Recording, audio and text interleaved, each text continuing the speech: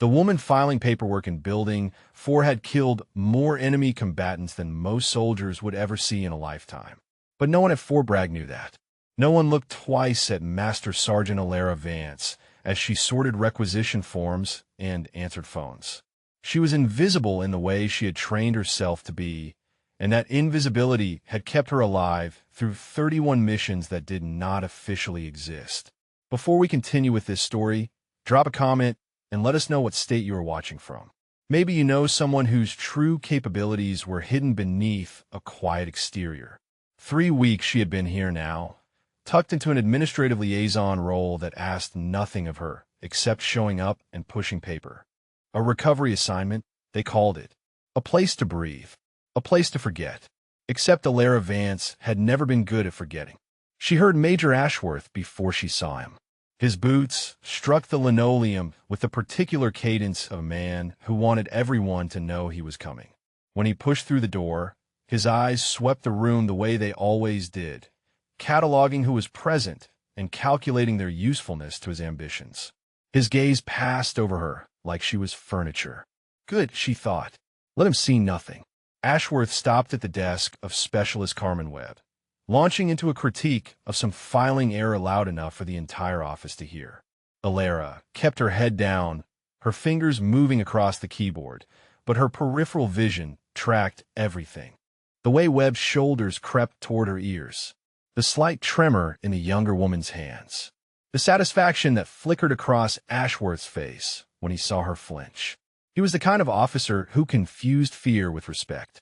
Alara had known dozens like him over the years. They rarely lasted long in the places she had operated. The battlefield had a way of revealing what a man was actually made of, and men like Theodore Ashworth were usually made of ambition wrapped around emptiness. The major finished his performance and turned to leave, but his eyes caught on Alara for just a moment. Something shifted in his expression. Not recognition exactly, more like the instinctive awareness of a predator encountering something it could not immediately categorize. Then it was gone, and he was out the door, and Alara allowed herself a slow breath. First Sergeant Diane O'Yelleran appeared at her desk 10 minutes later, dropping a stack of folders with a thump. The senior NCO had a face that gave away nothing and eyes that noticed everything. She had been watching Alara since her first day on base, and Alara had been watching her right back. New transport manifests, O'Yelleran said. Colonel wants them processed by 1700. Alara nodded and reached for the stack. O'Yelleran did not leave. She stood there, arms crossed, studying Alara the way a master carpenter might study an unfamiliar tool. You served with 2nd Battalion. Your paperwork says. That is correct, First Sergeant. O'Yelleran made a sound that was not quite agreement. Funny thing about your record, Vance. It has a lot of gaps. Alara looked up and met the older woman's eyes. Administrative errors. You know how it is. For a long moment, neither of them spoke. Then O'Yelleran's mouth twitched in what might have been the beginning of a smile. I know exactly how it is, she said, and walked away. The afternoon dragged in the way that only administrative work could, each hour stretching into the next like taffy. Alara found herself watching the clock, then catching herself and stopping. Time had moved differently when she was operational. Minutes had weight then. Seconds could mean life or death. Here, time was just something to be endured. She was finishing the transport manifests when she heard the commotion outside. Through the window, she could see the training ground where a group of soldiers were running drills. One of them, a young specialist with shoulders too tense and movements too jerky, was struggling. The drill sergeant was in his face now, voice carrying across the distance. Alara watched the young soldier try again and fail again. She recognized that look in his eyes. Not incompetence, fear. The kind of fear that locked your muscles and scattered your thoughts and made everything 10 times harder than it needed to be. The drill sergeant called for a break, and the young specialist stood apart from his peers, hands shaking as he tried to catch his breath. Alara made a decision. She found him behind the equipment shed 5 minutes later, sitting on an overturned crate with his head in his hands. When her shadow fell across him, he scrambled to his feet, nearly tripping over himself to salute. At ease, specialist, she said. What is your name? Delgado, Master Sergeant. Tomas Delgado. She studied him for a moment. He was young, maybe 22, with the earnest face of someone who wanted desperately to succeed and could not understand why he kept failing. You are thinking too much, she said. His brow furrowed. Master Sergeant? Out there, when you are running the drill, you are in your head. Try to remember every step, every movement. That is why you are freezing up. Delgado's shoulders sagged. I just want to get it right. Everyone else makes it look so easy.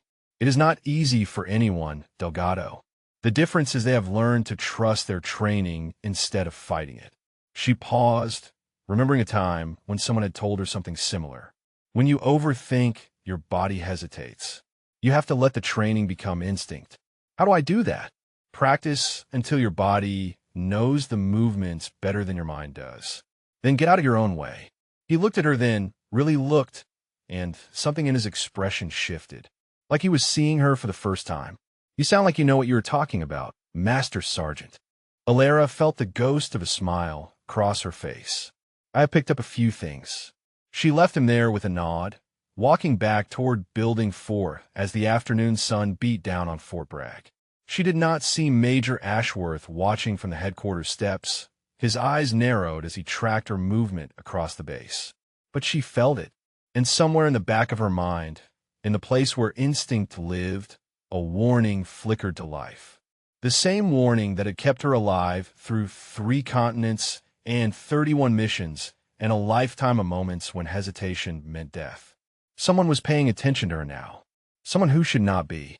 The photograph lived in the bottom of her footlocker, beneath folded uniforms and regulation boots. Alara did not look at it often. Looking at it meant remembering, and remembering meant feeling, and feeling was a luxury that operators could not afford. But tonight, alone in her quarters with the sounds of Fort Bragg settling into darkness outside her window, she allowed herself this small indulgence. The photo showed 5 people in desert camouflage, faces obscured by dust and exhaustion and the particular blankness that came from operating in places the world pretended did not exist. She was there, younger by 6 years, standing shoulder to shoulder with a man whose smile could light up even the darkest forward operating base. Sergeant First Class Dominic Reyes. Dom, the best breacher she had ever worked with and the closest thing to a brother she had ever known. The last thing she heard before the explosion was him laughing at one of his own terrible jokes. Alara closed her eyes and placed the photograph back in its hiding place. Some doors were better left shut. Morning came too early, as it always did. She was at her desk by 0630, working through a backlog of supply requests when Major Ashworth made his entrance. Today he was not alone. Captain Renata Stills followed 3 steps behind him, tablet in hand, her face carrying the careful neutrality of someone who had learned to survive by being useful. Ashworth moved through the office like he owned it, stopping at various desks to inspect work and offer criticism. When he reached Alara, he paused. Master Sergeant Vance, he said, rolling her name around his mouth like he was tasting it. I have been reviewing personnel assignments for this section. Alara kept her expression blank. Is that so, sir? It is. He clasped his hands behind his back, a pose she recognized as rehearsed. I find myself curious about your placement here. Your record is rather thin for someone of your rank and time in service. Behind him, Captain Stills shifted her weight almost imperceptibly. A warning sign, if Alara cared to read it. I go where the army sends me. Major. Ashworth smiled, but it did not reach his eyes. Of course you do. We all serve where we are needed. He leaned closer, lowering his voice so only she could hear. But some of us actually earn our positions, Vance. Some of us do not coast on paperwork and administrative shuffling. The anger rose in her chest like a tide, hot and familiar. She had felt this before, in interrogation rooms and tense standoffs and moments when the wrong word meant a bullet. She had learned to let it pass through her like water through a net. I understand, sir, she said evenly. Something flickered in Ashworth's face. Disappointment, perhaps, that she had not taken the bait. He straightened and moved on, leaving Alara alone with the ghost of his cologne and the weight of his contempt. First Sergeant O'Yelleran appeared at her desk an hour later, 2 cups of coffee in hand. She set one down in front of Alara without ceremony. "Drink," she said.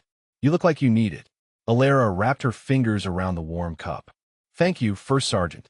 O'Yelleran settled into the chair beside her desk, her movements carrying the easy authority of someone who had spent decades learning how to lead. She did not speak right away. Instead, she watched Alara with those knowing eyes, waiting. "He's going to be a problem," Alara said finally. "Ashworth has been a problem since the day he arrived." O'Yelleran sipped her coffee. "Man has never seen combat, but he walks around here like he won the war single-handed. His father was some big-shot general. That is the only reason he has gotten as far as he has." He mentioned reviewing my assignment. O'Yelleran's expression darkened. "Did he now?" Seemed very interested in the gaps in my record. For a long moment, neither of them spoke. Then O'Yelleran set down her cup and leaned forward, her voice dropping low. "I have been in this army for 24 years, Vance. I have seen a lot of soldiers come through. Rangers, Green Berets, people from units that do not officially exist." She paused. "You move like them. You watch rooms like them. You have that same stillness that operators get after enough time downrange." Alara said nothing. "I am not asking you to tell me anything," O'Yelleran continued. "Whatever is in your past, that is your business. But I want you to know that I see you. And whatever Ashworth thinks he is going to find, he is playing a game he does not understand." The words settled over Alara like a blanket. It had been a long time since anyone had offered her that kind of quiet solidarity. "Why?" she asked. "Why do you care?" O'Yelleran smiled, and for the first time, Alara saw the warmth beneath her stern exterior. "Because I have been underestimated my whole career, too. Nigerian immigrant, woman, enlisted. I know what it feels like to have people look right through you." She stood collecting her empty cup. "And because something tells me Theodore Ashworth has no idea who he is messing with." She walked away, leaving Alara alone with her cold coffee and her thoughts. The afternoon brought another encounter with Specialist Delgado. She found him in the common area, hunched over a field manual with the desperate intensity of someone preparing for an exam they expected to fail. "How did the drills go today?" she asked, settling into the chair across from him. His head snapped up. "Master Sergeant, I did not see you there. That is the idea." A small smile crossed his face, the first she had seen from him. "Better, actually. I try what you said, getting out of my own head. It helped. Good." He hesitated, then closed his manual. "Can I ask you something?" "You can ask. Why did you help me?" He gestured vaguely at the room around them. Nobody else even noticed I was struggling. Or if they did not care. Alara considered the question. She could give him the simple answer, the one about looking out for fellow soldiers and unit cohesion. But something about his earnest face made her want to offer more. "Because someone helped me once," she said. "A long time ago, when I was drowning and did not know which way was up. He did not have to, but he did. And it changed everything." Delgado nodded slowly, absorbing this. "Is that why you are here? In this admin role, I mean? You do not seem like the paperwork type." The observation was more perceptive than she expected. People are rarely where they seem like they should be, specialist. Sometimes the path forward is not a straight line. Before he could respond, the door to the common area opened and Major Ashworth stepped inside. His eyes found Alara immediately, then moved to Delgado, then back to her. Something calculated entered his expression. "Master Sergeant Vance," he said, "I have been looking for you." "Sir, I have submitted a formal request to review your complete service record." He smiled thin and cold. "There seem to be some irregularities that require clarification. I'm sure it is nothing, but we must maintain proper standards." Alara felt Delgado tense beside her. She kept her own body perfectly still. "Of course, Major. I have nothing to hide." Ashworth's smile widened. "We will see about that, will we not?" He turned and left, and the temperature in the room seemed to drop 10 degrees. Delgado stared at the closed door. What was that about? Alara rose from her chair, her mind already calculating angles and outcomes and contingencies. The old instincts were waking up now, stretching after their long sleep. That, she said quietly, was someone making a very serious mistake. The formal review request landed on the desk of Colonel Harrison Wells 3 days later. Ashworth had been thorough, citing concerns about incomplete documentation, unexplained gaps in deployment history, and what he termed inconsistencies in rank progression. The language was careful, professional, designed to raise questions without making direct accusations. Alara learned about it from O'Yelleran, who had her own sources within headquarters. "He is building a case," O'Yelleran said, her voice low as they stood outside Building 4 in the early morning fog. "Not a legal one, a political one. He wants to make you look like a problem that needs solving." "What kind of timeline are we looking at?" O'Yelleran shook her head. "Hard to say. Colonel Wells is fair, but he is also busy. If Ashworth keeps pushing, keeps finding threads to pull, he might get his hearing within a week or two." "A week or two?" Alara turned the information over in her mind, examining it from every angle. In her previous life, a week was an eternity. Entire operations had been planned and executed in less time. But this was a different kind of battlefield, one where she could not simply outmaneuver her enemy through superior tactics and training. "What exactly is he looking for?" she asked. "Anything that does not add up. And your record has plenty that does not add up, at least not to someone who does not know where to look." O'Yelleran studied her face. "Or someone who does not have the clearance to look." Alara said nothing. The truth was classified at levels that Major Theodore Ashworth would never reach in his entire career. The missions she had run, the operations she had led, the things she had done in service to a country that would never officially acknowledge her sacrifices. All of it locked away behind security protocols and NITANA restrictions. But classified did not mean invisible. It meant gaps. It meant questions. It meant a record that looked suspicious to anyone determined to find something wrong. "I appreciate the warning, First Sergeant." O'Yelleran nodded. "Watch your back, Vance. Men like Ashworth do not fight fair." The training ground was busy when Alara made her way across base later that morning. She had requisition forms to deliver to the supply depot, a task that took her past the obstacle course where a fresh batch of soldiers were being put through their paces. She spotted Delgado immediately. He was near the front of the pack this time, his movements more fluid than they had been days ago. Still not perfect, but better. Much better. Something like pride flickered in her chest as she watched him clear the wall obstacle on his first attempt.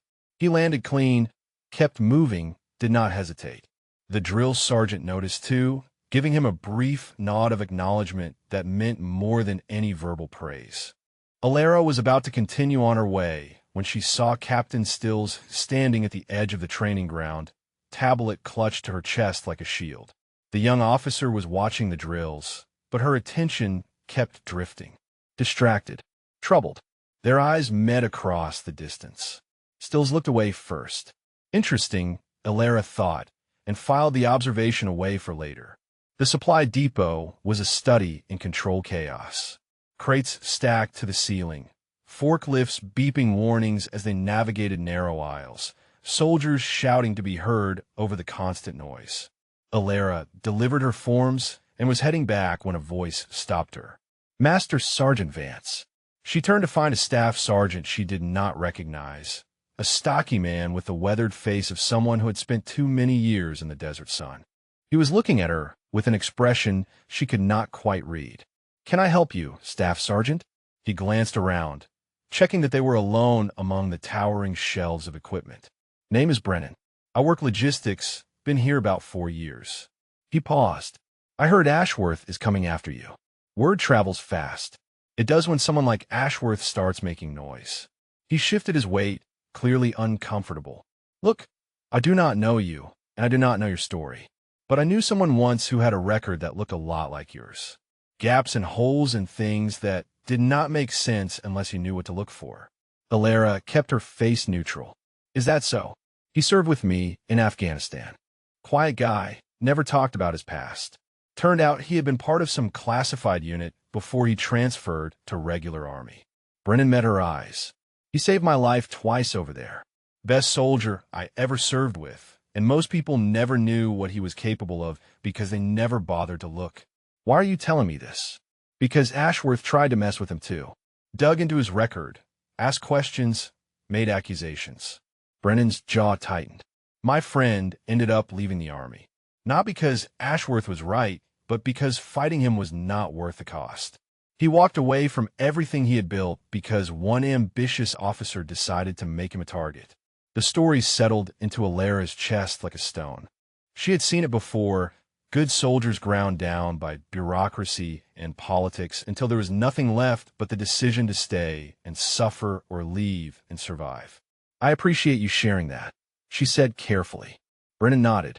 Just wanted you to know that some of us see what Ashworth is doing, and some of us do not think it is right. He turned to leave, then paused. Whatever you are, Vance, whatever your record does not say, I hope you do not let him win.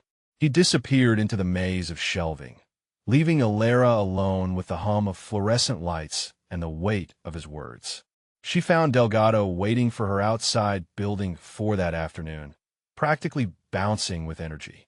Master Sergeant, did you see the drills today? I saw, she said, allowing herself a small smile. You look it out there. His face split into a grin. I did what you said. Let the training take over. Stop thinking so much. It actually worked. It usually does. He fell in a step beside her as she walked toward the entrance. The other guys noticed too. Sergeant Quan even said I might be ready for the advanced course next month. That is good news, Delgado. He was quiet for a moment, his excitement dimming slightly. I heard some rumors about Major Ashworth looking into your record. Is that true? Alara stopped walking. Where did you hear that?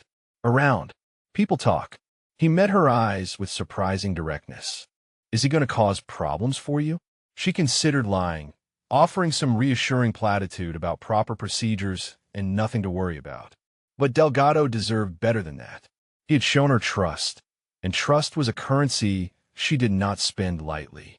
Probably, she said, but I have dealt with worse. Is there anything I can do? The offer caught her off guard. This young specialist, barely finding his own footing, wanting to help her. It reminded her of Dom, of the way he had always been ready to stand beside her no matter what they were facing. Just keep doing what you are doing, she said. Focus on your training. Become the soldier you are capable of being. He nodded slowly. Okay, but Master Sergeant, if you ever need someone in your corner, I am here. She watched him walk away toward the barracks, and for the first time in months, she felt something other than the dull weight of survival. Inside Building 4, her computer screen displayed a new email. Official correspondence from headquarters. Major Ashworth had found something in her record. A 3-month gap during a period when she was supposedly stateside. A gap that corresponded exactly with an operation in northern Syria that had never officially happened. He did not know what he had found, but he knew he had found something. And now, so did she. The explosion came without warning. One moment Alara was walking past the vehicle maintenance bay, her mind occupied with supply manifests and Ashworth's investigation. The next moment, a wall of sound and heat slammed into her from the left, and 31 missions of muscle memory took over before her conscious mind could catch up. She was on the ground before she knew she had moved, rolling behind a concrete barrier, her hands already reaching for a weapon that was not there. Her eyes scanned for threats, for secondary devices, for the telltale signs of an ambush. Her breathing stayed steady. Her heart rate barely climbed. 3 seconds passed. 5, 10, screaming. Not the screaming of combat, but of panic. Alara raised her head and saw black smoke pouring from the maintenance bay. A fuel line rupture, her mind registered. Accident, not attack. But her body had not gotten the message yet. She forced herself upright, forced her hands to stop searching for weapons, forced the part of her brain that was still in Syria to recognize that she was in North Carolina and no one was trying to kill her. Around her, soldiers were running toward the smoke, shouting orders, calling for fire response. And 20 feet away, frozen in the middle of the chaos, stood a young private who could not have been more than 19 years old. He was staring at the flames with wide, empty eyes, his body locked in the paralysis of someone whose training had not prepared him for this moment. Alara moved before she thought about it. She crossed the distance in 4 strides, grabbed the private by his body armor, and physically hauled him away from the bay. His legs did not work properly, stumbling and dragging. So she adjusted her grip and half-carried him until they were clear of the immediate danger zone. "Breathe," she said, her voice cutting through his panic. "Look at me. Breathe." His eyes found hers, wild and unfocused. She held his gaze, steady and calm, until something in him clicked back into place. "I froze," he whispered. "I just froze. You are fine. You are alive. That is what matters." She stayed with him until the medics arrived, then stepped back into the crowd of onlookers. The fire response team had the blaze under control now, foam spraying across the ruptured fuel line. "No casualties," someone was saying. "Lucky break." Alara did not feel lucky. She felt exposed, because Major Ashworth was standing at the edge of the crowd, and he had seen everything. The summons came 2 hours later. "Report to Major Ashworth's office immediately." Alara straightened her uniform, checked her bearing in the reflection of a window, and walked into the lion's den. Ashworth's office was exactly what she expected. Immaculate desk, precisely arranged awards and photographs. A single chair positioned in front of his workspace at an angle designed to make visitors feel small. He did not stand when she entered. "Close the door, Master Sergeant." She did. That was quite a display this afternoon. He leaned back in his chair, studying her the way a collector might study an unusual specimen. "The way you moved when that fuel line blew. The way you reacted." Alara kept her face blank. "Training kicks in during emergencies, sir. Nothing unusual about that." "Is that so?" He picked up a pen, tapping it against his desk in a slow rhythm. "Because what I saw did not look like standard Army training. What I saw looked like something else entirely." "I'm not sure what you mean, Major." Ashworth smiled, thin and predatory. "I think you know exactly what I mean." He set down the pen and opened a folder on his desk. "I have been doing some research, Vance. That gap in your record, the 3 months you supposedly spent at Fort Benning, I made some calls. Nobody there remembers you. Administrative records can be incomplete, sir." "They can." He closed the folder. "But that is not what this is. You were somewhere else during those 3 months. Doing something else. And I'm going to find out what." Alara felt the familiar calm settle over her. The same calm that had carried her through firefights and interrogations and moments when everything hung by a thread. She had faced men far more dangerous than Theodore Ashworth. She had stared down warlords and terrorists and enemies who would have killed her without hesitation. This man was nothing. "With respect, Major," she said, her voice perfectly level, "I have served this army faithfully for 14 years. My record reflects that service. If you have concerns about my assignment, I suggest you raise them through proper channels." Something flickered in Ashworth's eyes. Surprise, perhaps, that she had not crumbled. Frustration that his intimidation was not working. "I intend to do exactly that," he said. "There is a review board convening next week. I have submitted my findings and requested a formal inquiry into your service record." He stood, planting his hands on his desk. "Whatever you are hiding, Vance, I am going to find it. And when I do, your career is over." Alara held his gaze for a long moment. Then she nodded once. "Will that be all, sir?" His jaw tightened. "Dismissed." She turned and walked out of his office, her stride measured and unhurried. She did not look back. First Sergeant O'Yelleran found her in the courtyard behind Building 4, sitting on a bench beneath an old oak tree. The sun was setting, painting the sky in shades of orange and red. "I heard about the maintenance bay," O'Yelleran said, settling onto the bench beside her. "And I heard about your meeting with Ashworth. Good news travels fast." O'Yelleran was quiet for a moment. "He is not going to stop, Alara. He thinks he has found something, and men like him do not back down once they have a scent." "I know. So what are you going to do?" Alara watched the sunset, thinking about all the sunsets she had missed over the years. All the quiet moments sacrificed for missions that no one would ever know about. "I spent 14 years serving in places that do not exist, doing things that will never be acknowledged. I watched friends die in operations that never officially happened. I gave everything I had to this country, and I did it without asking for recognition or glory or thanks." She turned to meet O'Yelleran's eyes. "I am not going to let Theodore Ashworth take that from me. I'm not going to run." O'Yelleran studied her for a long moment. Then, slowly she smiled. Good, she said, because I would hate to see him win. In his office across the base, Major Ashworth was making phone calls. He had contacts at the Pentagon, old friends of his father who owed favors. He had leverage and ambition and the absolute certainty that he was going to destroy the career of Master Sergeant Alara Vance. What he did not have was any idea who he was really dealing with. And by the time he found out, it would be far too late. The rumors started 3 days before the review board was scheduled to convene. Alara first noticed it in the way conversations stopped when she entered a room. The sidelong glances from soldiers who had previously ignored her existence. The sudden silence in the DFAC when she walked past with her tray. Ashworth had been busy. She heard the whispers secondhand, fragments carried to her by O'Yelleran and Delgado. Master Sergeant Vance had falsified her service record. Master Sergeant Vance had lied about her qualifications.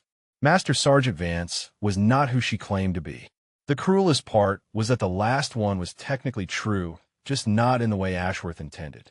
Specialist Webb, who had once smiled at her in the hallways, now looked away when their paths crossed.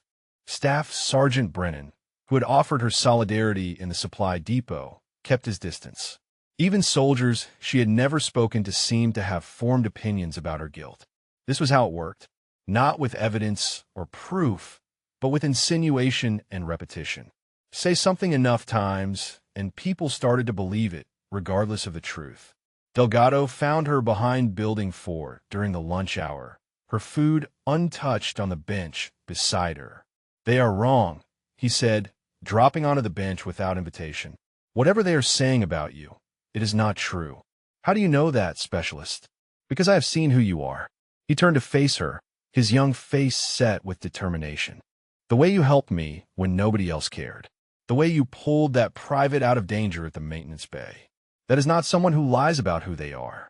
Alara looked at him, this earnest young soldier who had no idea what he was defending. She could tell him the truth. She could explain that she had not falsified her record, that the gaps existed because the missions were classified, that she had spent 3 months in Syria leading a direct action unit on operations that would never be acknowledged. But that truth was not hers to share. It belonged to the soldiers who had served beside her, to the intelligence officers who had planned those missions, to the families who would never know exactly how their loved ones had died. Some secrets were not kept out of shame. They were kept out of honor. "Thank you, Delgado," she said quietly. "That means more than you know." He nodded, satisfied, and they sat together in silence while the rumor mill churned around them. That night, alone in her quarters, Alara allowed herself to feel the weight of it all. She sat on the edge of her bunk with Dom's photograph in her hands, studying the faces of people who no longer existed. The unit had been called many things over the years. Task Force Serpent, the Night Hunters. But among those who knew, who had worked alongside them in the shadows, they had earned a different name. Black Viper. It had started as a joke, something about the way they struck fast and disappeared before the enemy knew what hit them. But it had stuck, passed from operator to operator, mission to mission, until it became something more. A legend whispered in classified briefings and secure communications. A name that made enemies hesitate and allies breathe easier. She had led Black Viper for 4 years. 31 missions across 3 continents. 0 friendly casualties under her command. It was a record that should have been impossible, and she had achieved it through preparation and discipline and an absolute refusal to leave anyone behind. And now a man who had never heard a shot fired in anger was trying to erase all of it. The tears came without warning, silent and hot against her cheeks. She did not wipe them away.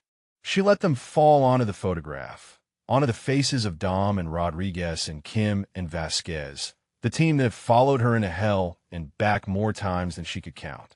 "I am sorry," she whispered to the ghosts. "I am so sorry." She did not sleep that night. Morning brought a summons she had not expected. Captain Stills was waiting outside Building 4, her tablet clutched to her chest like armor. "Master Sergeant Vance, may I speak with you privately?" Alara studied the young officer. Stills looked exhausted, dark circles under her eyes, her uniform slightly less crisp than usual. Something was eating at her. Of course, Captain. They walked to a quiet corner of the courtyard, away from prying eyes and curious ears. Stills kept glancing around, checking that they were alone. I should not be telling you this, she said finally, her voice barely above a whisper. If Major Ashworth finds out I spoke to you, my career is over. Then why are you here? Stills was quiet for a long moment. Because what he is doing is wrong. She met Alara's eyes, and there was something fierce beneath her exhaustion. I have watched him build this case against you, and I know it is built on nothing. He does not care about the truth. He just wants to win. Alara waited, letting the captain find her own words. He has been making calls. Pentagon contacts, people who owe his father favors. He's trying to get someone to dig deeper into your classified history. Stills swallowed hard. He does not know what he is looking for, but he knows something is there, and he will not stop until he finds it. Why are you warning me? Because I joined the army to serve my country, not to help ambitious officers destroy good soldiers. Stills straightened, a hint of steel entering her voice. And because I saw what you did at the maintenance bay, the way you moved, the way you saved that private without hesitating. She paused. I do not know who you really are, Master Sergeant, but I know you are not what Ashworth says you are. Alara felt something shift in her chest. Hope, perhaps, or simply the recognition that she was not entirely alone. Thank you, Captain. I will not forget this. Stills nodded once, then walked away without looking back. The review board was in 4 days. Ashworth had the momentum, the political connections, and the absolute certainty of a man who had never been told no. He had the rumors working in his favor, soldiers whispering about falsified records and hidden lies. But Alara had something he did not. She had survived 31 missions that should have killed her.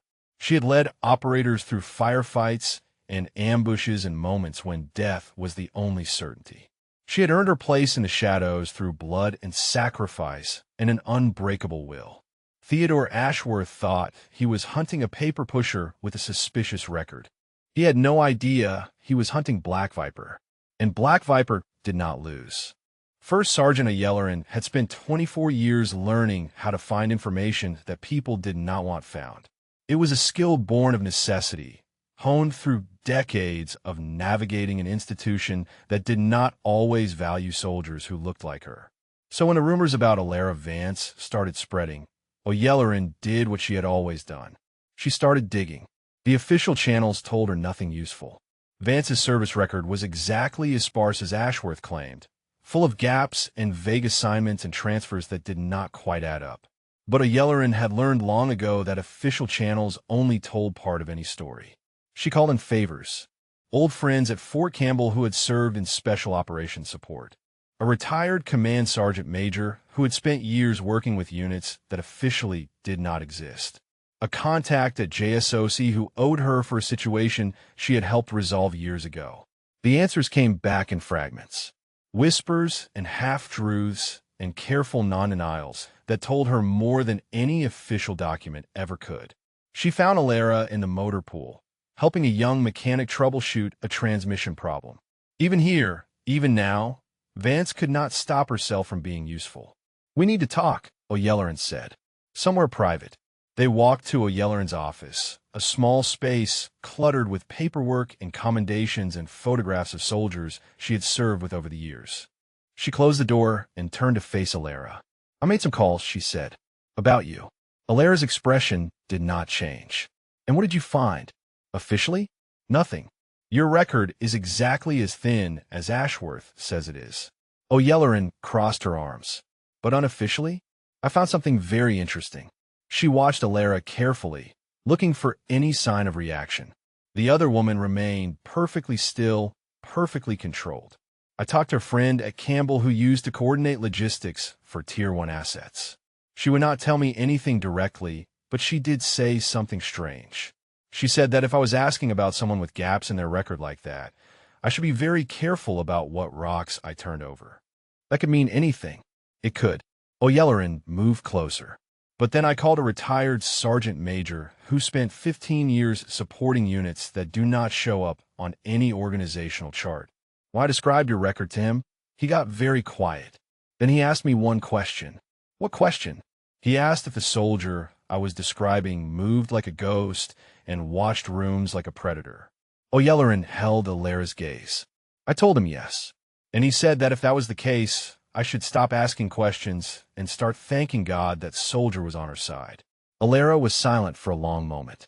Then, slowly she exhaled. Diane, she said, using O'Yelleran's first name for the first time. Whatever you think you know, I cannot confirm or deny anything.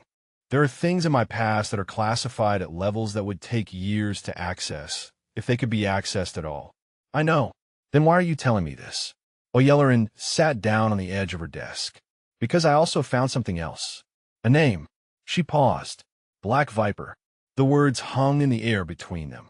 Alera did not move, did not blink, but something shifted behind her eyes. My contact at JSOC, O'Yelleran continued. When I pushed him hard enough, he finally gave me something.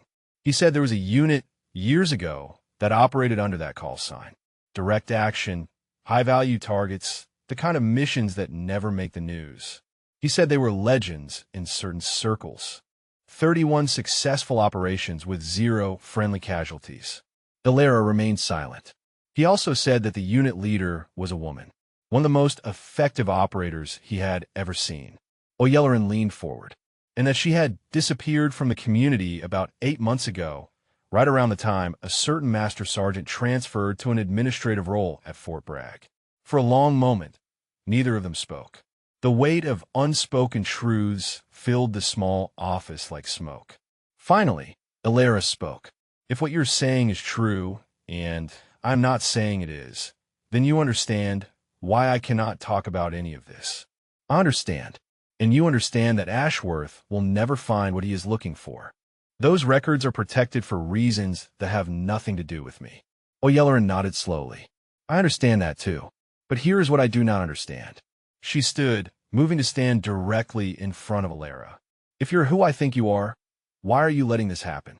Why are you letting a man like Ashworth drag your name through the mud when you could end this with a single phone call? Alera was quiet for a long time. When she finally spoke, her voice was heavy with something that sounded like grief. Because the people I serve with deserve better than to have their sacrifices turned into a political weapon. Because the missions we ran were about protecting this country, not about glory or recognition. She met O'Yelleran's eyes, and because the moment I use that past to defend myself is the moment it becomes about me instead of about them. O'Yelleran studied her for a long moment. Then she nodded, something like respect settling into her features. You are the real thing, she said quietly. I have met a lot of soldiers in my time, Vance, but I have never met anyone quite like you. Alera allowed herself a small, tired smile. I'm just trying to do what is right. Well then, O'Yelleran straightened, her command presence returning. Let me help you do what is right. The review board meets in 3 days. Ashworth thinks he has this one, but he does not know everything. What do you mean? I mean that I have been in this army for 24 years, and I have collected a lot of favors along the way. She moved toward the door. Ashworth has his Pentagon connections. But I have something better. What is that? O'Yelleran smiled, and there was steel beneath the warmth. I have the truth on my side, and I have friends who know how to use it. She opened the door, then paused. One more thing, Vance. My contact at JSOC told me something else about Black Viper. He said that whoever led that unit was the kind of soldier who came along once in a generation. But if I could, I would thank her too. She walked out, leaving Alera alone with the echoes of a past she could never escape and a future that remained uncertain. 3 days until the review board. 3 days until everything changed. 2 days before the review board, Specialist Delgado knocked on the door of Alera's quarters. She opened it to find him standing at attention, his uniform pressed with the careful precision of someone who had something important to say. In his hands was a folder, thin but clearly significant to him. Master Sergeant, may I come in? She stepped aside and let him enter. He stood awkwardly in the center of her small room, his eyes taking in the sparse furnishings before settling on her face. I have been doing some thinking, he said, about what you told me, about someone helping you once when you were drowning. Alera waited. You said it changed everything. He swallowed hard. I wanted you to know that you changed everything for me too. Before you helped me, I was ready to quit. I thought I was not cut out for this. I thought everyone else could see how much I did not belong. Delgado, she started, but he shook his head. Please, let me finish. He straightened his shoulders. I do not know what is in your past. I do not know what Major Ashworth thinks he found. But I know who you are now. I have seen it every day since you took the time to help a struggling specialist nobody else cared about. He held out the folder. What is this? Alara asked. Statements. He met her eyes with surprising steadiness. From soldiers you have helped since you got here. The private you pulled out of danger at the maintenance bay. Specialist Webb, who you helped with her filing system when Ashworth was breathing down her neck. Sergeant Quan, who told me you gave him advice about leading his squad. He paused. I collected them all. Written testimonials about the kind of soldier you are. Alara took the folder, her fingers unexpectedly unsteady. She opened it and found a dozen handwritten statements, each one describing a small kindness she barely remembered offering. I do not know if it will help, Delgado said, but I wanted you to have proof that people see you. The real you. Not whatever story Ashworth is trying to tell. For a moment, Alara could not speak. The words blurred on the pages as something hot pressed against the backs of her eyes. Thank you, she managed finally. This means more than you know. Delgado nodded, a small smile crossing his face. You told me to become the soldier I was capable of being. I am trying, Master Sergeant. I'm trying to be someone who stands up for what is right. He left her alone with the folder and the weight of unexpected grace. That evening, Alara found O'Yellerin in the NCO club, nursing a drink at a corner table. She slid into the seat across from her. Delgado came to see me, she said. O'Yellerin nodded. Good kid. He has been working on that project for 3 days. Would not let anyone help him. You knew about it? I know about everything that happens on my base. O'Yellerin took a slow sip of her drink. Besides, he asked my advice on the wording. Wanted to make sure it would hold up if it came to an official proceeding. They sat in comfortable silence for a moment, the sounds of the club washing over them. Can I ask you something? Alara said finally. You can ask. Why did you dig into my past? You could have stayed out of it. Could have let Ashworth do whatever he was going to do. Getting involved only puts you at risk. O'Yellerin set down her glass and leaned back in her chair. You remember what I told you? About being underestimated my whole career? I remember. When I was a young sergeant, there was a lieutenant colonel who decided I did not belong. He could not point to anything specific, but he made my life hell. Questioned every decision, undermined me with my soldiers, started rumors about my competence. O'Yellerin's jaw tightened. I almost quit. Almost let him win. What happened? A chief warrant officer stepped in. Woman named Patterson.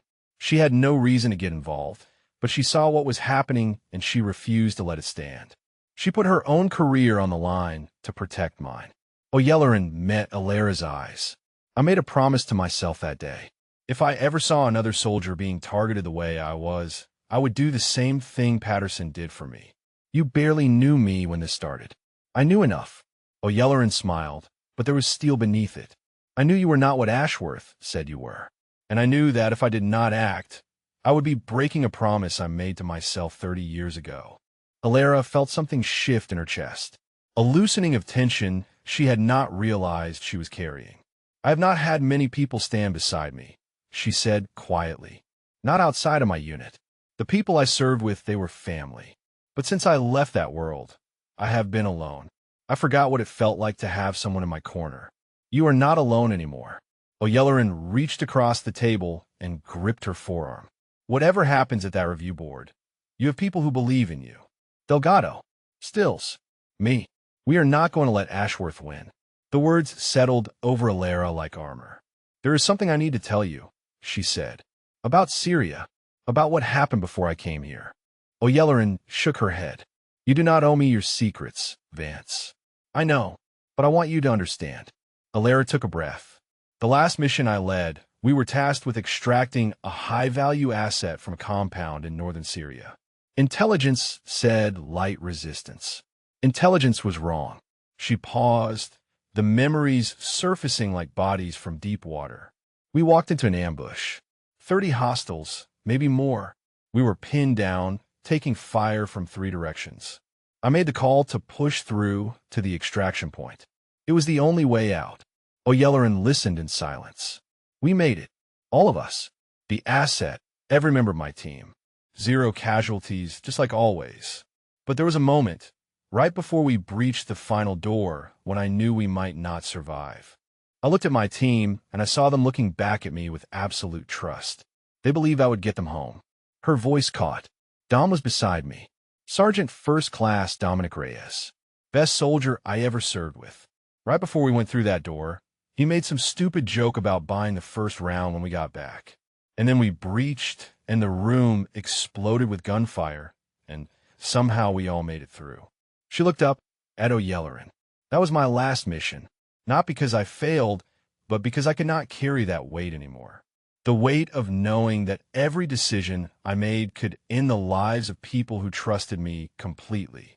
I came here to breathe, to remember what it felt like to be a person instead of a weapon. O'Yelleran was quiet for a long moment. Then she squeezed Alara's arm. You carry them all home, she said softly. 31 times, you carry them home. That is not a burden, Vance. That is a legacy. Alara felt the tears threaten again, but this time she did not fight them. Tomorrow was the last day before the review board.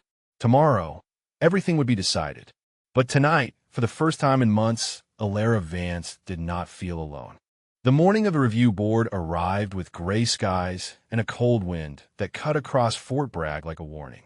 Alara dressed in her class, a uniform with the precision of ritual. Each ribbon and badge placed exactly where regulations required. Each crease sharp enough to pass the most demanding inspection. She studied herself in the mirror and saw a soldier prepared to face judgment. Whatever happened today, she would face it standing tall. The hearing room was in Building 12, a conference space typically used for briefings and administrative proceedings. When Alara arrived, she found Major Ashworth already seated at the front table, his own uniform immaculate, his expression carrying the satisfied confidence of a man who believed victory was assured. Colonel Harrison Wells presided over the board, flanked by 2 lieutenant colonels whose faces Alara did not recognize. They had been brought in from other commands to ensure impartiality. Ashworth had prepared well. His presentation was meticulous, laying out the gaps in her record with clinical precision. The 3 months at Fort Benning that no one could verify. The deployment history that did not align with her unit assignments. The transfer to Fort Bragg that came with no explanation and no supporting documentation. He painted a picture of a soldier who had fabricated parts of her service history, who had somehow slipped through the cracks of military accountability, who represented a threat to the integrity of the Army's personnel system. Alara listened in silence, her hands folded on the table in front of her. When Ashworth finished, Colonel Wells turned to her. Master Sergeant Vance, you have heard the concerns raised by Major Ashworth. Do you wish to respond? Alara stood, feeling the weight of every eye in the room. Sir, my service record reflects the assignments I have been given by the United States Army. If there are gaps or inconsistencies, I would suggest that those are matters beyond my control and above my clearance level to discuss. Ashworth leaned forward. That is exactly the kind of evasion I expected. She cannot explain these discrepancies because they cannot be explained. Her record is falsified, and she is hiding behind bureaucratic excuses. Colonel Wells raised a hand. Major, you will have your opportunity for rebuttal. Let the Master Sergeant finish. Alara continued, her voice steady. I have served this army faithfully for 14 years. I have followed every order, completed every assignment, and upheld the values of my oath. If Major Ashworth believes my record contains irregularities, I respectfully suggest he direct his inquiries to the appropriate classification authorities. Ashworth's face reddened. Classification authorities. Convenient. He turned to the board. This is exactly what I warned you about. She is using the pretense of classified information to avoid accountability. I move that this board recommend immediate administrative action pending a full investigation. The room fell silent. Colonel Wells exchanged glances with his fellow board members. Before anyone could speak, the door opened. A staff sergeant stepped inside, his face uncertain. "Colonel Wells, I apologize for the interruption, but there is a Colonel Devereaux here. He says it is urgent and related to this proceeding." Wells frowned. "I do not have any Colonel Devereaux on my schedule." "He insisted, sir. Said you'll want to hear what he has to say." The name meant nothing to the board members, but Alara felt something shift in her chest. A distant memory, half buried beneath years of operations and compartmentalized information. Devereaux. She knew that name. Colonel Wells Sigid. Very well. Send him in. The man who walked through the door was tall and broad-shouldered, with gray threading through his close-cropped hair and the bearing of someone who had spent decades in uniform. His chest carried ribbons that told a story of combat and sacrifice, and his eyes held the quiet intensity of a warrior who had seen too much to be impressed by bureaucratic theater. He stopped in front of the board table and rendered a crisp salute. "Colonel Marcus Devereaux, Special Operations Command. I apologize for the unannounced visit, but I was informed this morning that a matter requiring my attention was being addressed here." Wells returned the salute with obvious confusion. "Colonel, I'm not sure what matter you're referring to." Devereaux's gaze swept the room until it landed on Alara. Something flickered in his expression. Recognition and something deeper. "I am referring to Master Sergeant Vance," he said, and the inquiry into her service record. Ashworth straightened in his seat, sensing a threat to his carefully constructed case. "With respect, Colonel, this is an internal administrative matter. I'm not sure what involvement Special Operations Command would have." Devereaux turned to face him, and the temperature in the room seemed to drop. "Major, I have been conducting special operations for this army since before you graduated from West Point. I have worked with soldiers whose names will never appear in any official history, whose sacrifices will never be acknowledged, whose service records look exactly like the one you are attempting to use as evidence of wrongdoing." He paused. "So when I tell you that I have involvement in this matter, I suggest you listen carefully." Ashworth opened his mouth to respond, but Colonel Wells cut him off. "Colonel Devereaux, if you have information relevant to this proceeding, the board would like to hear it." Devereaux nodded slowly. He reached into his jacket and withdrew a single sheet of paper. "What I am about to share is not classified, but it is not widely known either. It is a personal account, from my own experience, that I believe is directly relevant to the question of Master Sergeant Vance's character and service." He looked at Alara again, and this time she saw it clearly. The recognition was not distant at all. It was immediate and certain. He knew exactly who she was. 7 years ago, Devereaux began, I was a captain commanding a reconnaissance element in a location I am not at liberty to name. We were compromised, ambushed by a force 3 times our size. We had casualties, we were pinned down, and we had no extraction options. The room was utterly silent. We put out a call for any available assets. What we got was a quick reaction force from a unit I had never heard of. They hit that enemy position like the wrath of God, drove them back, secured our wounded, and extracted us under fire. He paused. The team leader who coordinated that rescue made decisions under pressure that I have never seen equaled. She saved 12 lives that day, including mine. Devereaux set the paper on the table. I never learned her real name. Operational security. But I learned her call sign. He turned to face Alara directly. Black Viper. The words fell into the silence like stones into still water. Ashworth's face had gone pale. Colonel Wells stared at Devereaux with dawning understanding. And Alara Vance sat motionless. 14 years of secrets suddenly balanced on the edge of revelation. The silence that followed Devereaux's words stretched for what felt like an eternity. Ashworth recovered first, his voice sharp with desperation. "This is absurd. Black Viper? That sounds like something from a movie." He turned to the board. "Colonel Wells, this man walks in here with an unverified story and a dramatic call sign, and we are supposed to accept it as evidence?" Devereaux did not look at Ashworth. His eyes remained fixed on Alara. "Master Sergeant Vance," he said quietly, "I need to see the name on your record, the full name." Colonel Wells nodded to the administrative clerk, who pulled up the file on her laptop. "Alara Dominique Vance," she read aloud. "Master Sergeant, United States Army. Devereaux closed his eyes for a moment. When he opened them, there was something like reverence in his expression. "Dominique," he said softly. "That was the name of your second in command. Sergeant First Class Dominic Reyes. You took his name as your middle name after he died." The words hit Alara like a physical blow. No one knew that.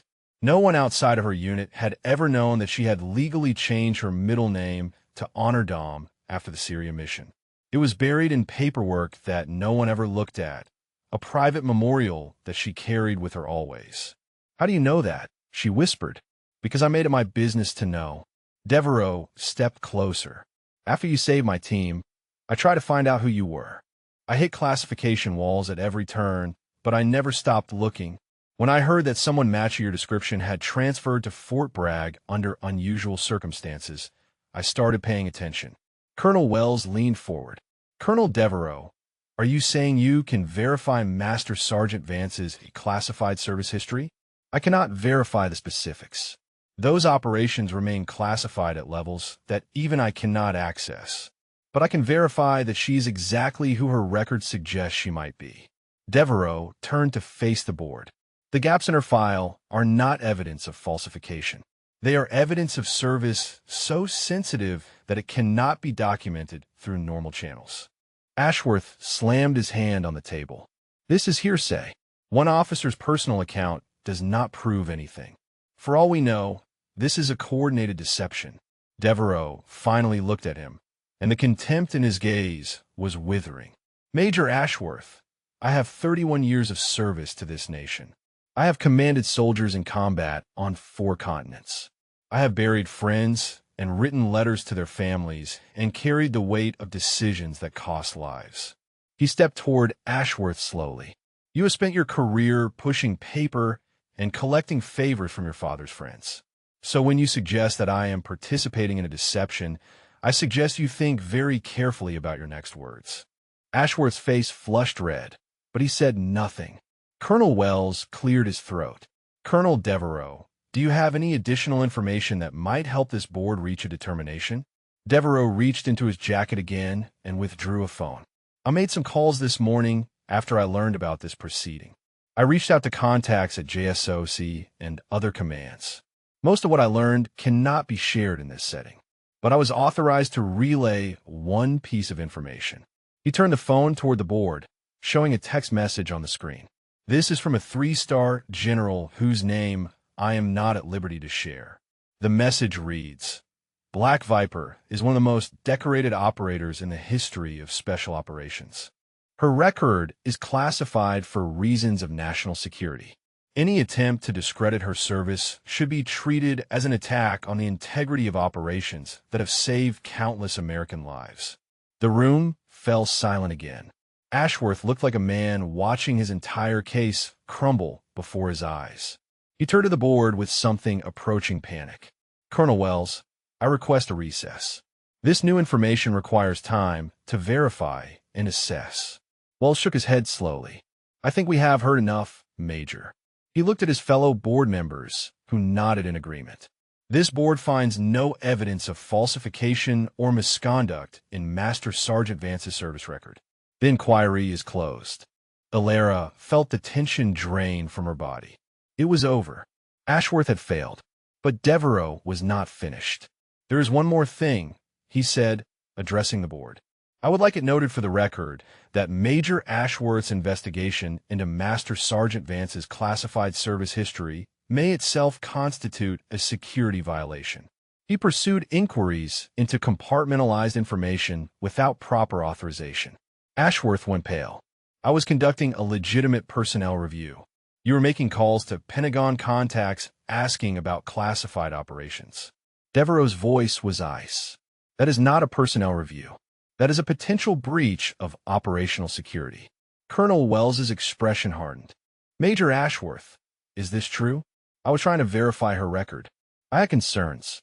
Did you follow proper channels for requesting access to classified information?" Ashworth did not answer. His silence was answer enough. Wells turned to his fellow board members. "I think this board needs to consider whether Major Ashworth's conduct during this investigation warrants its own review." He looked at Ashworth with undisguised disappointment. "You are dismissed, Major. Report to your commanding officer and await further instructions." Ashworth stood slowly, his face a mask of barely controlled rage. He looked at Alara, and for a moment she saw the depth of his hatred. Then he turned and walked out of the room without another word. The door closed behind him, and Alara finally allowed herself to breathe. Devereaux approached her, his expression softening. "Master Sergeant Vance, it has been a long time." She stood and faced him. "You saved my career today." He shook his head. "I repaid a debt. You saved my life 7 years ago. You saved the lives of 11 other soldiers. What I did today does not come close to evening that score." Alara felt the tears threatening again, but this time they were not tears of grief. "How did you know to come?" she asked. Devereaux smiled. "A first sergeant named O'Yelleran has been making calls all week. She reached out to everyone she could think of, trying to find someone who could verify your service. Eventually, word reached me. O'Yelleran." Of course it was O'Yelleran. "You have good people in your corner," Devereaux said. "That is not an accident. That is because of who you are." He extended his hand. "It is an honor to finally meet you properly, Black Viper." Alara took his hand and shook it firmly. "The honor is mine, Colonel." Word spread through Fort Bragg like wildfire. By the time Alara left Building 12, soldiers were already gathering in small clusters, exchanging whispers and glances. The administrative clerk who had been present at the hearing had told friend. That friend had told 3 others. Within hours, the entire base knew that the quiet master sergeant in Building 4 was someone extraordinary. Black Viper. The name moved through barracks and training grounds and motor pools like a current of electricity. Most soldiers had never heard it before, but the story that accompanied it was impossible to ignore. 31 missions, 0 friendly casualties. A legend from the shadows who had been hiding in plain sight. Alara found O'Yelleran waiting for her outside the headquarters building, a rare smile breaking across her stern features. "I heard it went well," O'Yelleran said. "You could say that." Alara stopped in front of her. "Devereaux told me you were the one who found him. I made some calls." O'Yelleran shrugged, but there was pride beneath her casual tone. "Turns out, when you start asking the right questions to the right people, doors open." "You saved me, Diane." "No." O'Yelleran shook her head firmly. "I just made sure the truth had a chance to come out. You saved yourself by being someone worth saving." They stood together in silence for a moment, 2 soldiers who had found in each other something neither had expected. "What happens now?" O'Yelleran asked. "I do not know." Alara looked across the base, watching soldiers move through their daily routines. For the first time in months, the weight on her shoulders felt lighter. "I suppose I figure out what comes next." The answer came sooner than she expected. Colonel Devereaux found her in the courtyard that afternoon, sitting on the same bench where she had spent so many hours trying to remember how to be a person instead of a weapon. "Mind if I join you?" he asked. She gestured to the empty space beside her. Devereaux settled onto the bench with the careful movements of a man whose body carried the accumulated damage of decades in combat. For a moment, neither of them spoke. "I spoke with some people after the hearing," he said finally. "People who have authority over the kind of assignments that do not appear on official records." Alara felt something tighten in her chest. "And? They want you back." He turned to look at her. "There is a new task force being formed. Direct action, high-value targets, the kind of work you used to do. They want Black Viper to lead it." The words hung in the air between them. 6 months ago, Alara would have given anything to hear them. To return to the world she understood, where the rules were clear and the purpose was undeniable. But 6 months ago, she had not met Delgado. She had not found O'Yelleran. She had not remembered what it felt like to help someone without the stakes being life and death. "I appreciate the offer," she said slowly, "but I need time to think about it." Devereaux nodded, unsurprised. "Take all the time you need. The offer will stand." He rose to leave, then paused. "For what it is worth," he said, "I understand why you might hesitate. The work we do takes pieces of you that you never get back. Sometimes the bravest thing a soldier can do is recognize when they have given enough." He walked away, leaving her alone with a choice she had never expected to face. That evening, Captain Stills found her in the common area of Building 4. The young officer looked different than she had before. The exhaustion was still there, but beneath it was something new. Resolve. Master Sergeant Vance, she said, I wanted to thank you. For what? Stills sat down across from her. For showing me that it is possible to stand up for what is right, even when it costs you. She paused. I should have done more. I should have spoken up sooner instead of just warning you in secret. You took a risk by telling me what you did. That took courage. It did not feel like courage. It felt like the bare minimum of what a decent person should do. Stills shook her head. But watching you face Ashworth, watching you refuse to back down, even when everything was against you, it made me realize something. What is that? That I do not want to be the kind of officer who stays silent, because it is easier. Stills met her eyes. I submitted a formal statement to the review board this afternoon. A full account of Ashworth's harassment and his abuse of his position. Alara studied the young captain with new respect. That will not make you popular with certain people. I know, but it will let me look at myself in the mirror. Stills stood, straightening her uniform. You taught me that, Master Sergeant, whether you meant to or not. She left, and Alara sat alone with the realization that her impact on this place had extended far beyond what she had imagined. The next morning brought official news. Major Theodore Ashworth had been relieved of his duties, pending a full investigation into his conduct. The charges included abuse of authority, improper pursuit of classified information, and conduct unbecoming an officer. His father's connections, it seemed, could not save him from the consequences of his own actions. Alara heard the news from Delgado, who arrived at her desk with a grin so wide it threatened to split his face. They got him, Master Sergeant. Ashworth is done. So I heard. Delgado's expression sobered slightly. I also heard something else. That you might be leaving. Going back to whatever you did before. Where did you hear that? Rumors. He shrugged. This base runs on rumors. Is it true? Alara considered the question. I have an offer and opportunity, she said carefully. I have not decided whether to take it. Delgado nodded slowly. For what it is worth, I hope you stay. He paused. You made a difference here, Master Sergeant. Not just for me, but for a lot of people. Sometimes I think the most important battles are not the ones fought in places nobody knows about. Sometimes they're the ones fought right here, helping soldiers become who they are supposed to be. The words struck her with unexpected force. She thought about Dom, about the team she had led through 31 missions. She had always believed that her purpose was out there, in the shadows, doing work that no one would ever acknowledge. But maybe purpose could be found in other places too. Maybe it could be found in a struggling specialist who just needed someone to believe in him. Thank you, Delgado, she said. That means more than you know. He nodded and walked away, leaving her with a choice that suddenly did not feel as difficult as it had before. 3 days after the review board, Alara received an official notification. Major Theodore Ashworth had been transferred to a remote administrative posting in Alaska, pending the outcome of his investigation. His career, for all practical purposes, was over. She read the notification in her quarters, then set it aside without ceremony. There was no satisfaction in Ashworth's downfall.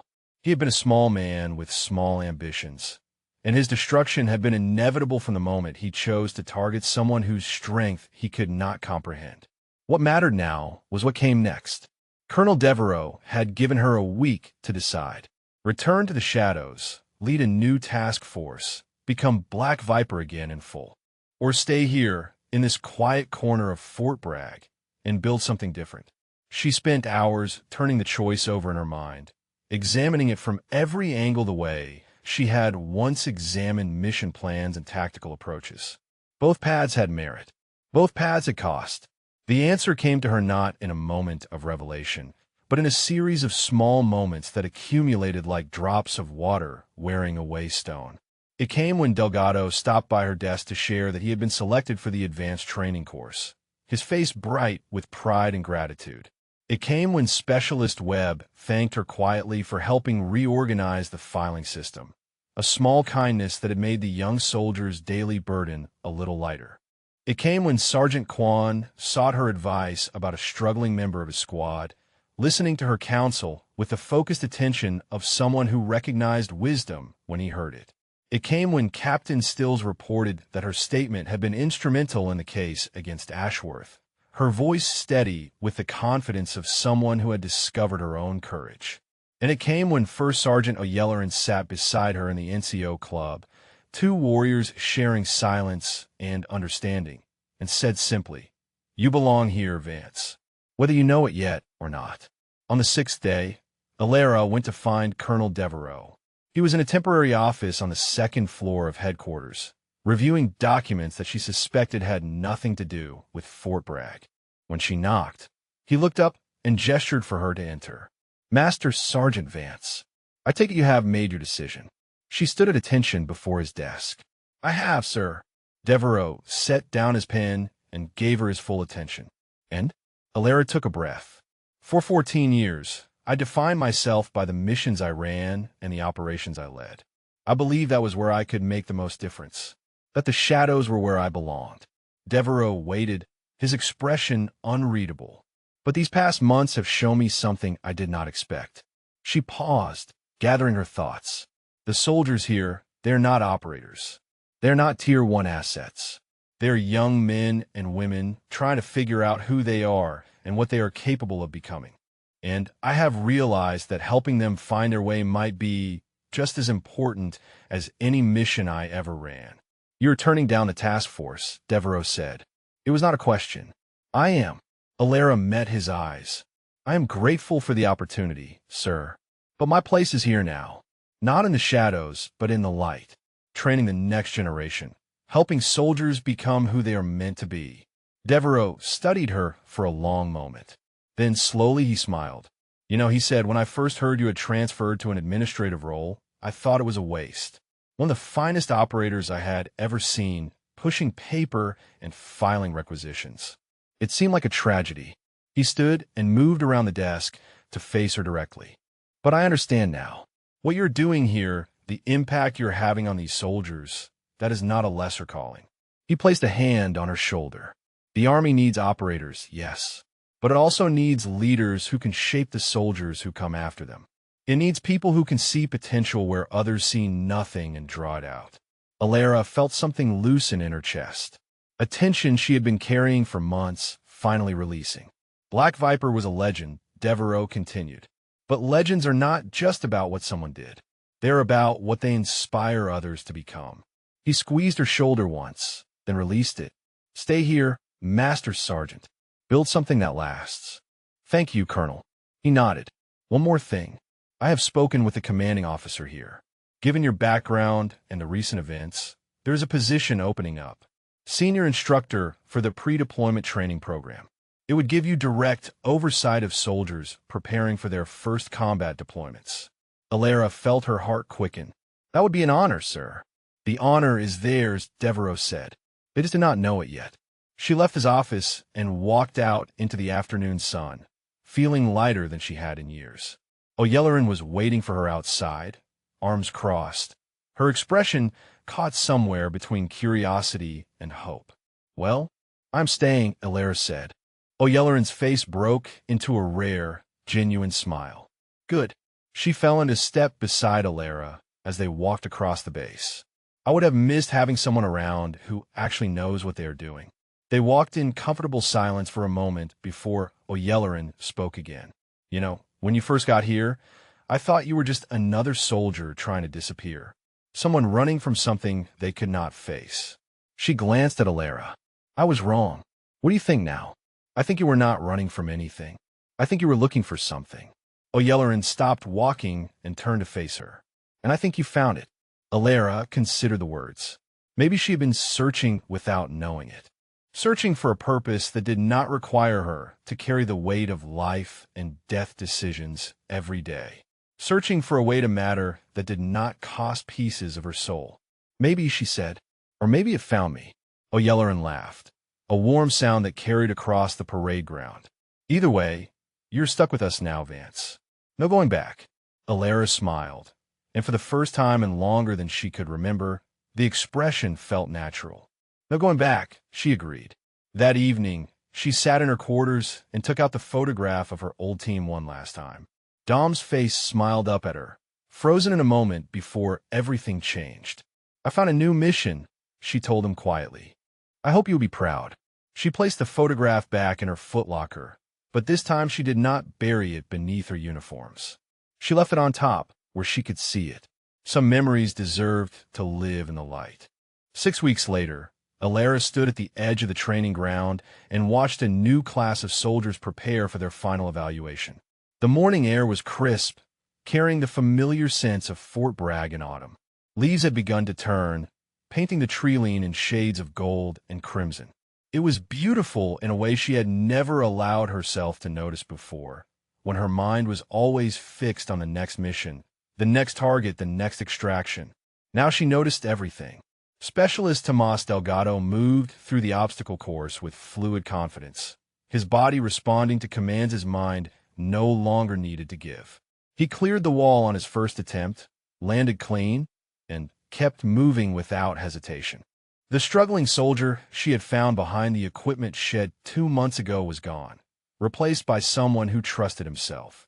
She felt a quiet pride watching him, the same pride she had once felt watching her operators execute a perfect breach. Different context, same satisfaction. First Sergeant O'Yelleran appeared beside her, 2 cups of coffee in hand.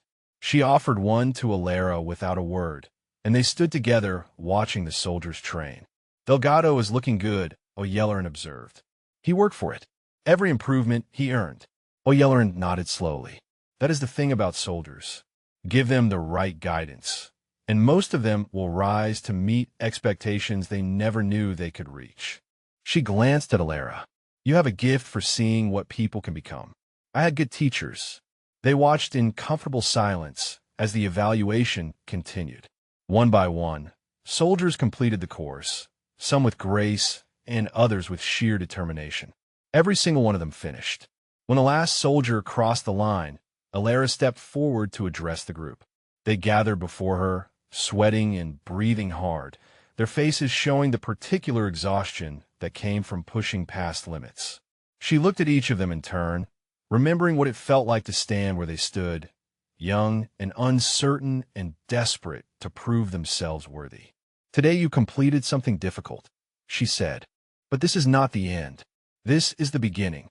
Everything you have learned here, every skill you have developed, every moment of discipline you have cultivated, all of it exists for one purpose: to bring yourselves and your fellow soldiers home." She paused, letting the words settle. "There will be days when you doubt yourselves, days when the weight feels too heavy and the path feels too long. When those days come, I want you to remember this moment. Remember that you have already proven you can do hard things. And remember that the soldiers beside you are counting on you to be the best version of yourself." Her voice softened. "I have served in places I cannot tell you about, doing things that will never be acknowledged. I have lost friends whose names will never appear in any history book. And I can tell you from experience that the most important thing you will ever do is look out for the people standing next to you. Medals and commendations fade, but the bonds you build with your fellow soldiers, those last forever." She straightened, her command presence filling the space. "You are ready. Trust your training, trust each other, and never stop being worthy of the uniform you wear." Dismissed. The soldiers dispersed, some heading for water and shade, others clustering in small groups to decompress. Delgado caught her eye and offered a small nod of gratitude before joining his peers. O'Yelleran stepped up beside her again. "That was a good speech. I meant every word. I know you did. That is why it worked." They walked together toward Building 4, falling into the easy rhythm they had developed over the past weeks. The base hummed with activity around them, soldiers going about their duties, vehicles moving between buildings, the constant heartbeat of military life. "I got a call this morning," O'Yelleran said, "from Colonel Devereaux." Alara raised an eyebrow. "And?" "He wanted me to pass along a message. The task force he mentioned, the one you turned down, they completed their first operation last week. Full success, no casualties." O'Yelleran smiled. "He said they dedicated it to Black Viper, so they would not exist without the standard you set." Something warm spread through Alara's chest. The legacy she had built in the shadows was still making a difference, even without her direct involvement. Other operators carrying forward what she had started. That means a lot, she said quietly. There's more. Oyelloran stopped walking and turned to face her. He also said that the soldiers here, the ones you have been training, they are testing better than any group in the past 5 years. Retention rates are up. Morale is up. Performance metrics across the board have improved. That is not just me. That is everyone. You, the other instructors, the NCOs who work with them every day. Maybe. But Devereaux seems to think you are the catalyst. Oyelloran's expression grew serious. He is recommending you for a commendation, Vance. Something that can actually go in your official record this time. Alara shook her head. I do not need commendations. I know you do not need them, but maybe you deserve them. Oyelloran placed a hand on her arm. You spent 14 years serving in the dark. Maybe it is time to let a little recognition find you. Before Alara could respond, a familiar voice called out from across the courtyard. Master Sergeant Vance. She turned to see Delgado jogging toward her, his evaluation complete, his face still flushed with exertion and triumph. I just wanted to thank you, he said, slightly out of breath. For everything. I got my orders this morning. First deployment, 3 months from now. Alara studied him, seeing echoes of the young soldiers she had led through so many operations. Soldiers who had trusted her with their lives and never been let down. You are ready, she said. Remember what I taught you. I will. He hesitated, then added, and Master Sergeant, whatever happens over there, whatever I face, I'm going to carry what you gave me. The confidence, the discipline, the belief that I can handle whatever comes. He saluted, crisp and precise, then turned and walked away. Oyelloran watched him go. You changed that kid's life, you know. He changed his own life. I just pointed him in the right direction. They resumed walking, the autumn sun warm on their faces. So what now? Oyelloran asked. You have built something here. Where do you go from here? Alara considered the question. She thought about Dom and Rodriguez and Kim and Vasquez, the team she had carried through 31 missions.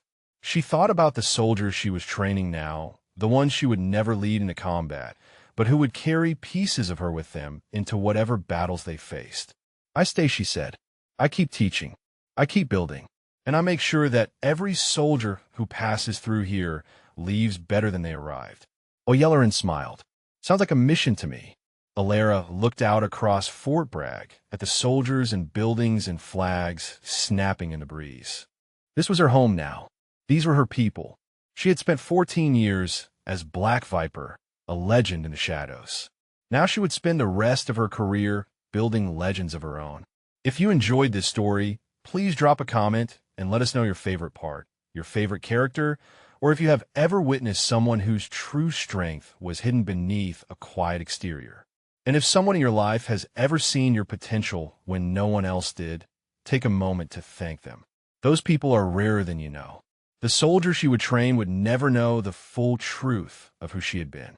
They would know only that Master Sergeant Alara Vance expected their best and believed they could deliver it. And that, she had learned, was enough.